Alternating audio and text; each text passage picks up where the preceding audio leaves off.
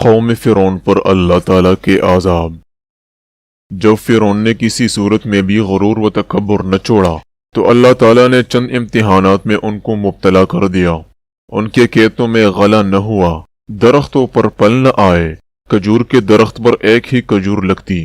یہ اس لیے تھا تاکہ وہ عبرت حاصل کریں۔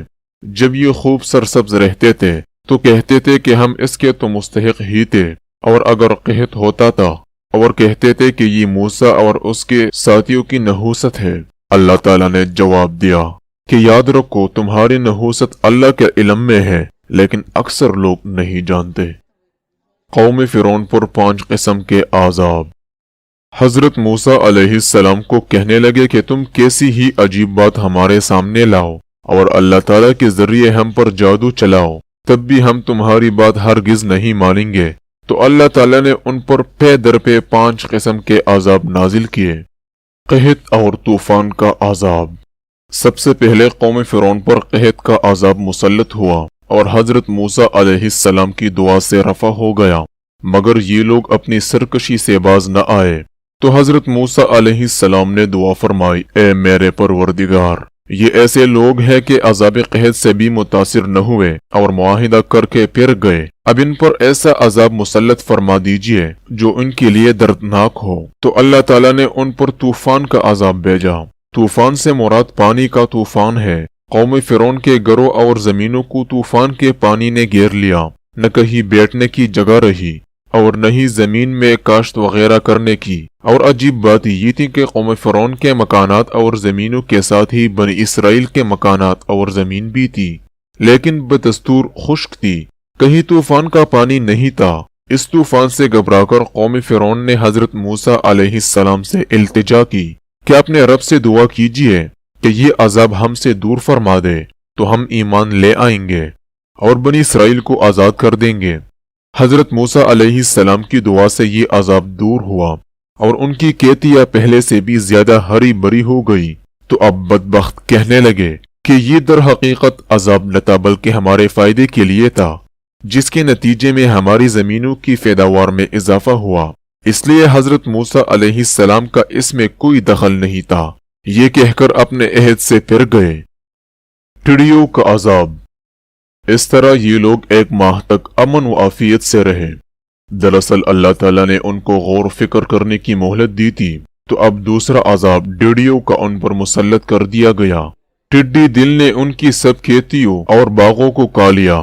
بعض روایات میں ہے کہ لکڑی کے دروازوں، چھتوں اور گھریلو سامان تک کو ٹڈیاں کھا گئی۔ اس عذاب کے وقت بھی حضرت موسیٰ علیہ السلام کا معجزہ سامنے تھا۔ اسرائیلیوں کے مکانات اور کھیت باغات وغیرہ سب محفوظ تھے۔ اس وقت پھر قوم فرعون چلا اٹھی اور حضرت موسیٰ علیہ السلام سے دعا کی درخواست کی اور پہلے کی طرح وعدہ کیا کہ اب ہم ایمان لے آئیں گے اور بنی اسرائیل کو آزاد کر دیں گے۔ حضرت موسیٰ علیہ السلام نے پھر دعا کی اور یہ عذاب ہٹ گیا، مگر عذاب ہٹنے کے بعد انہوں نے دیکھا کہ ہمارے پاس اب غلے کا اتنا ذخیرہ موجود ہے کہ ہم اسے سال بھر کھا سکتے ہیں۔ تو پھر سرکشی اور عہد شکنی پر اتر آئے، نہ ایمان لائے اور نہ بنی اسرائیل کو آزاد کیا۔ جو کا عذاب۔ 1 مہینہ پھر اللہ تعالیٰ نے دے دی۔ پھر اس مہلت کے بعد تیسرا عذاب قمل کا مسلط ہوا۔ لفظ قمل اس جو کے لیے بھی بولا جاتا ہے جو انسان کے بالوں اور کپڑوں میں پیدا ہوتی ہے۔ ان کے جسم اور کپڑوں میں جو کا طوفان آ گیا۔ جو نے ان کے بال اور پلکوں تک کو کھا لیا۔ آخر پھر قوم فرعون بلبلا اٹھی اور حضرت موسیٰ علیہ السلام سے فریاد کی کہ اب کی مرتبہ ہم ہرگز وعدہ سے نہ پھریں گے، آپ دعا کریں۔ آپ علیہ السلام کی دعا سے یہ عذاب بھی ٹل گیا، مگر جن بد نصیبوں کو ہلاک ہی ہونا تھا وہ کب عہد کو پورا کرتے اور عافیت ملتے ہی سب کچھ بھول گئے اور منکر ہو گئے۔ مینڈک کا عذاب۔ پھر 1 ماہ کی مہلت اسی آرام اور راحت کے ساتھ ان کو دی گئی، مگر اس مہلت سے بھی انہوں نے کوئی فائدہ نہ اٹھایا۔ تو چوتھا عذاب مینڈکوں کا ان پر مسلط کر دیا گیا، اور اس کثرت سے مینڈک ان کے گھروں میں پیدا ہو گئے کہ جہاں وہ بیٹھتے تو گردنوں تک مینڈکوں کے ڈھیر لگ جاتے، سونے کے لیے لیٹتے تو سارا بدن ان سے دب جاتا۔ غرض یہ کہ ہر چیز میں مینڈک بھر جاتے۔ آخر اس عذاب سے تنگ آ کر سب رونے لگے اور پہلے سے پختہ وعدوں کے ساتھ معاہدہ کیا تو بارگاہ الہی میں حضرت موسیٰ علیہ السلام نے ہاتھ اٹھا لیے، اور اس طرح اللہ تعالیٰ نے اس عذاب کو بھی رفع کر دیا۔ مگر جس قوم پر قہر الہی مسلط ہو، اس کی عقل و ہوش و حواس کام نہیں دیتے۔ اس واقعے کے بعد بھی لوگ اپنی عہد سے پھر گئے اور کہنے لگے کہ ہمیں اور بھی یقین ہو گیا کہ حضرت موسیٰ علیہ السلام بڑے جادوگر ہیں، اور یہ سب ان جادو کے کرشمے ہیں۔ خون کا عذاب۔ پھر ایک ماہ کی مہلت اللہ تعالیٰ نے فرمائی، مگر اس مہلت سے بھی کوئی کام نہیں لیا، تو اب ان پر 5واں عذاب خون کا مسلط کر دیا گیا۔ ان کی ہر کھانے پینے کی چیز خون بن گئی۔ کنویں سے، حوض سے، جہاں کہیں سے پانی نکالی تو وہ خون بن جاتا۔ ان سب عذابوں میں حضرت موسیٰ علیہ السلام کا معجزہ مسلسل تھا کہ ہر عذاب سے اسرائیلی محفوظ و مامون رہے۔ خون کے عذاب کے وقت فرعون کے لوگوں نے بنی اسرائیل کے گھروں سے پانی مانگا، جب تک ان کے ہاتھ میں تھا تو وہ پانی تھا، اور جب قوم فرعون کے ہاتھوں میں گیا تو خون ہو گیا۔